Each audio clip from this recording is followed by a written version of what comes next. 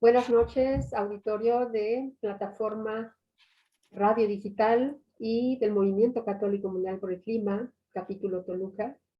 Y damos la bienvenida a Miguel Ángel de Alba, director de la revista Ambiental News, que nos reporta sobre eventos importantes respecto a los cambios climáticos.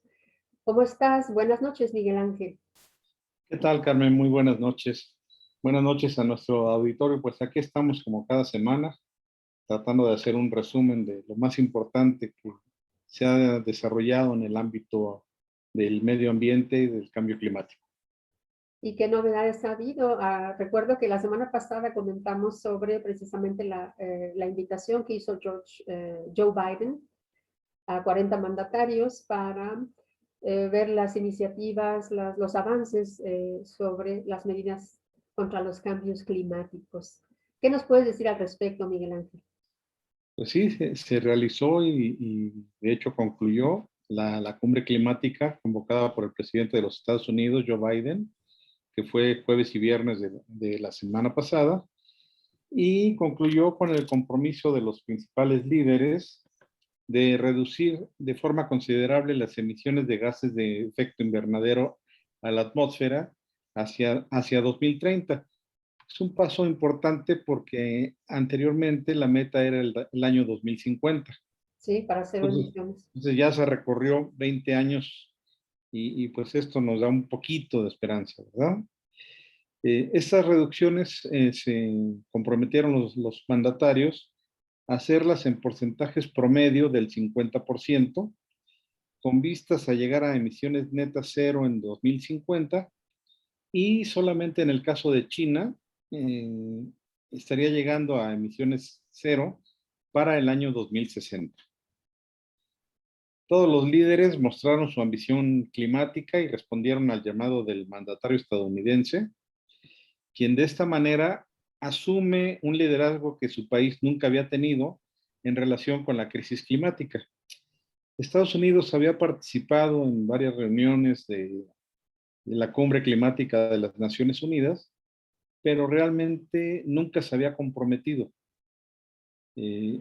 Cuando estuvo más cerca de hacerlo fue cuando estuvo Al Gore con la presentación de su libro, Verdades Incómodas, y fue lo más cerca que estuvo de realizar un compromiso y de asumir un liderazgo que incluso en la cumbre climática ya se veía. La gente, recuerdo muy bien, yo estaba en esa cumbre, y recuerdo muy bien que la gente estaba muy esperanzada en ver qué era lo que iba a presentar Estados Unidos, pero se mostró muy conservador a la hora de adquirir compromisos y no quiso asumir un liderazgo que principalmente la gente le estaba entregando, ¿no? Los líderes de los países que asistían a la cumbre le estaban entregando el liderazgo y Estados Unidos no quiso asumirlo. Entonces es muy importante que ahora Joe Biden esté asumiendo este liderazgo y que además pues esté comprometiendo a los principales eh, dirigentes de los países que más contaminan en el mundo, ¿no? China, Rusia, el mismo Estados Unidos, y así, pues prácticamente los 40 países que participaron ahí, y todos se comprometieron a asumir este compromiso de tener una mayor ambición en materia de reducción de emisiones y recortar los tiempos hacia el año 2030. Te digo, todos se comprometieron, menos uno, ya sabemos quién. ¿Y qué fue lo que pasó? ¿Qué fue lo que propuso? Pues propuso nada. Propuso que el petróleo encontrado en los nuevos yacimientos, que no son tan nuevos, ya tienen un buen rato de haber sido descubiertos, se iba a utilizar para consumo interno, que México no iba a importar más gasolinas, y le propuso a Joe Biden que adoptara su programa emblema de Sembrando Vida para aplicarlo en Centroamérica y con eso detener la migración. pero aplicarlo, pues obviamente le puso sus condicionantes. La primera, que Estados Unidos financie el programa. La segunda, que a quienes participen en el programa después de 3 años, Estados Unidos les otorgue visas de trabajo. Y después de 3 años, y si tienen buena conducta, al menos así lo dijo, pues que Estados Unidos les otorgara la residencia. Imagínate nada más lo que le propuso al presidente de los Estados Unidos, ¿no? Porque además se dirigió a él y no a la cumbre en sí, ¿no? Ujú. Entonces, totalmente fuera de lugar, como siempre, Ajá. y pues obviamente, eh, pues hay que decirlo, ¿verdad? México quedó muy mal con esas propuestas. Y bueno, yo también sabía que el corredor centroamericano está teniendo también problemas de sequía muy, muy graves. Yo pienso que eso de Sembrando Vida, primero deforestan y luego siembran para plantar árboles, o sea, no entiendo. Pero Así yo sé que así como en México estamos sufriendo sequías, en el corredor central de Centroamérica la cosa está gravísima, precisamente por eso están emigrando. Entonces, ¿de dónde van a sacar agua para el programa Sembrando Vida? Y lo mismo en México, yo lo cuestiono. ¿De dónde vamos a sacar el agua para poder reforestar? bueno, Si los bosques son los que generan la lluvia, entonces no exacto, comprendo. exacto. Bueno, por cierto, qué bueno que me acordaste, esa fue otra de sus propuestas, modernizar las hidroeléctricas para generar energía eléctrica. Pero como bien lo apuntas, sin agua, ¿cómo van a trabajar? Exactamente, las presas están secas, ¿eh? Totalmente, totalmente.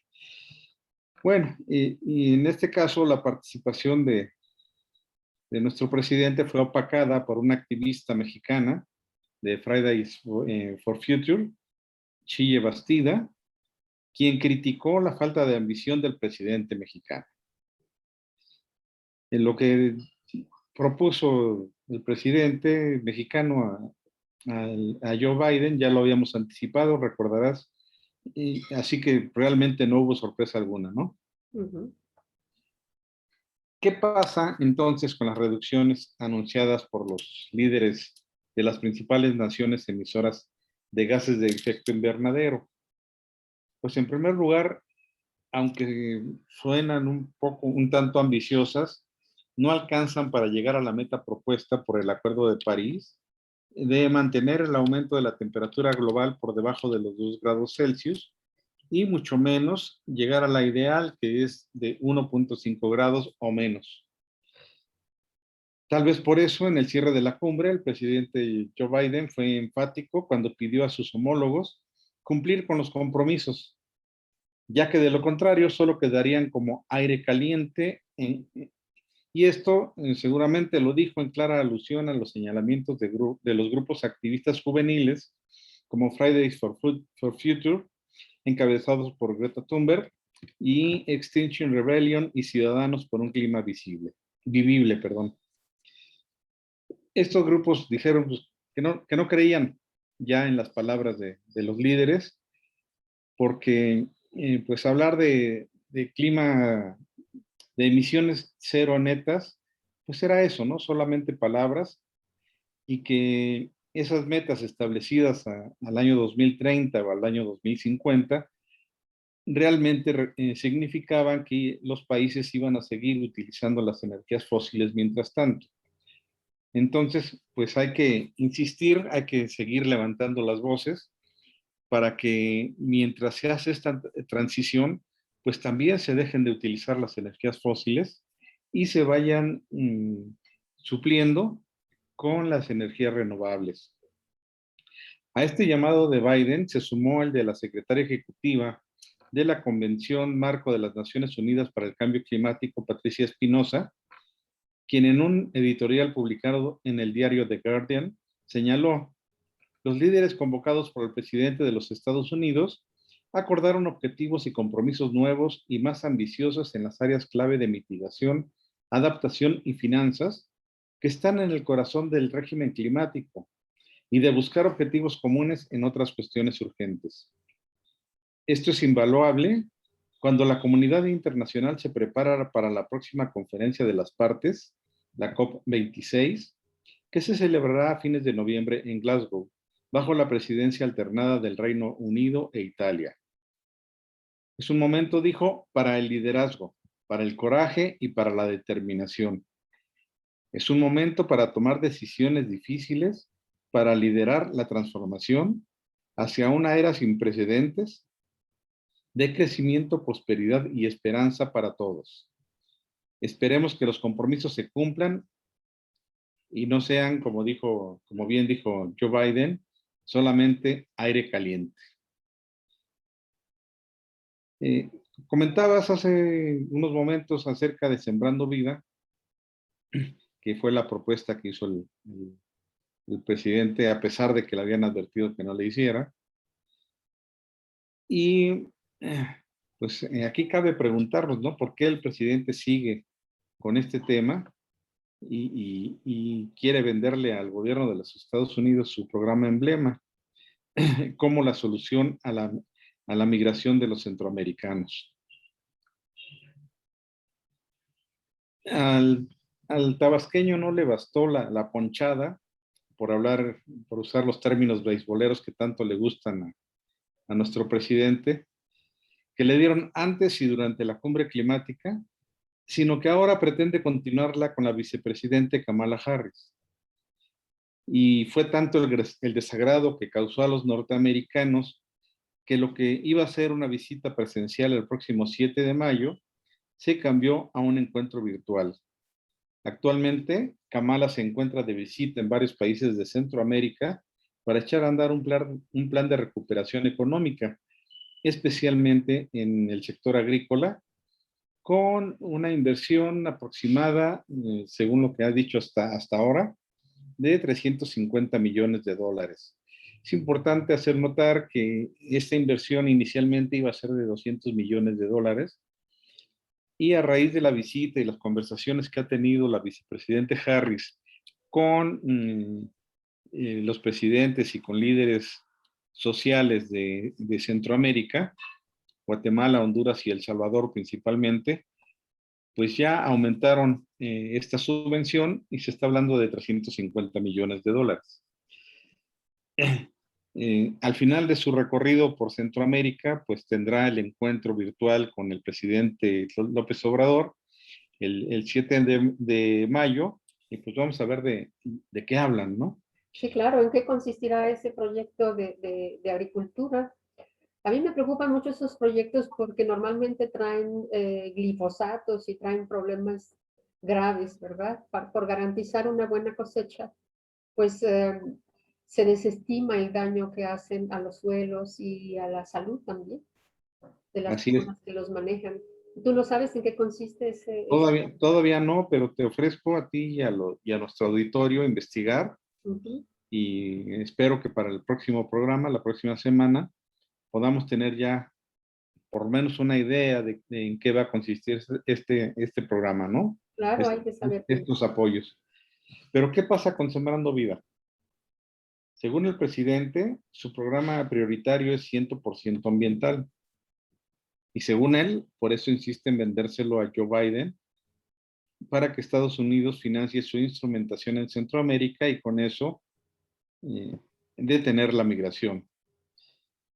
Sin embargo, al venir la propuesta del presidente de un país donde lo ambiental tiene cada vez menos relevancia en las prioridades gubernamentales, resalta el hecho de que la matriz de indicadores de resultados del programa Sembrando Vida no incluye indicadores ambientales. Esto, a pesar de que el programa genera incentivos para que los campesinos deforesten tierras para sembrar árboles frutales. Así es que, bueno, habría que ver si esos árboles frutales realmente alivian el medio ambiente, ¿no? Si producen oxígeno, si absorben CO2. Yo pienso que es un programa que requiere de un estudio muy profundo y de un impacto ambiental también. Así es. Aparte, están sembrando árboles frutales que no son propios de las regiones donde lo están haciendo. Sí. Según expertos en la materia, el efecto de Sembrando Vida podría ser considerable. El Instituto de Recursos Mundiales, sección México, encontró a partir de imágenes satelitales que en 2019, Sembrando Vida se asoció con la pérdida de casi 73,000 hectáreas de coberturas forestales. Estas 73,000 hectáreas equivalen al 57% de la tasa de deforestación neta que sufre México cada año. Hay que recordar que los recursos naturales son fundamentales, en especial para quienes viven del campo. Sin embargo, también hay que tener presente que la deforestación, como lo mencionabas bien hace rato, incrementa la sequía. Y una sequía que estamos padeciendo no solo en México y en Centroamérica, sino en todo el mundo. En todo el mundo se está dando este fenómeno de la sequía, pero además en México es recurrente, en México es cíclico. Y por eso extraña que no se hayan tomado las medidas adecuadas para prevenir. Aún ahora que ya la estamos padeciendo, nadie nos dice qué tenemos que hacer, qué medidas tenemos que tomar para sufrir menos con esta sequía, ¿no? La sequía a estas fechas, que estamos apenas terminando abril, ya abarca el 83% del territorio nacional. Qué Alrededor, grande. alrededor del 50% de las presas están por debajo están alrededor del 42% de sus niveles. Y esto es muy grave porque pues, la producción alimentaria está en peligro. Así es. Y la deforestación además acelera el calentamiento global, ya que al quemar o talar los árboles se liberan toneladas de dióxido de carbono. Entre Que dejan otras, de producir oxígeno. así es. Y los nuevos árboles que siembran, que son varitas, pues tardarán años en capturar cantidades de carbono que en ningún caso van a ser iguales a las de los árboles que tiraron. Claro, y además creo que lo que quieren es hacer árboles maderables, o sea, los quieren explotar. Ni siquiera como un pulmón, sino para negocio nada más. Así es, así es. Pues estas son, entre otras muchas, consideramos algunas de las razones por las que Estados Unidos no quiere ni siquiera escuchar hablar de Sembrando Vida, porque ellos sí tienen otros datos, no los que acostumbran presentarse por parte de la Presidencia de la República en las conferencias de prensa mañaneras. Es imposible asumir que el desarrollo de las comunidades debe lograrse a costa de la destrucción ambiental, porque hacerlo solo perjudicará en el futuro a los más pobres, a quienes no se pueden adaptar y a quienes por estas razones tendrán que dejar sus comunidades. Y precisamente hace 2 días, no es cierto, ayer estaba leyendo en el Universal un documento, la publicación de un documento del Fonatur sobre el Tren Maya, que está hablando de desplazar a cerca de 3,600 familias de sus hogares porque están Oh, en los derechos de vía del ferrocarril. qué barbaridad. ¿Y qué les van a ofrecer? Pues seguramente reubicarlos en otros lados. Se está hablando de una millonada de, de, de, de pesos para pagar a estas personas.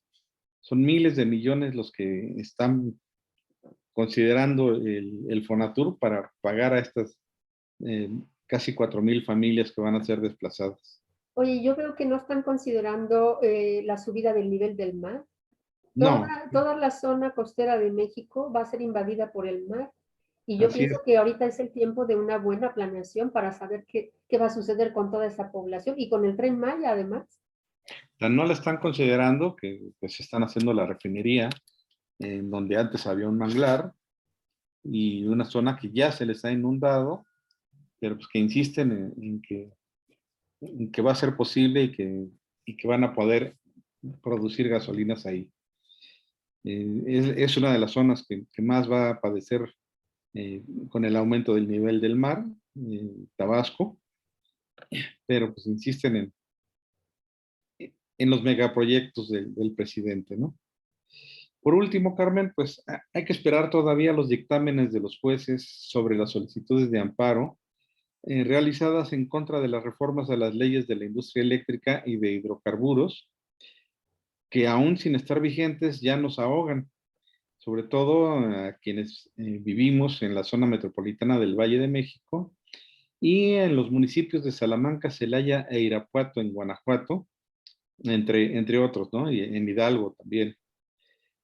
Es una tristeza, como lo comentábamos hace unos momentos fuera del aire, ver que México pasó de ser ejemplo en legislación e iniciativas ambientales a ser uno de los mayores depredadores de los recursos naturales y de la salud humana y ambiental.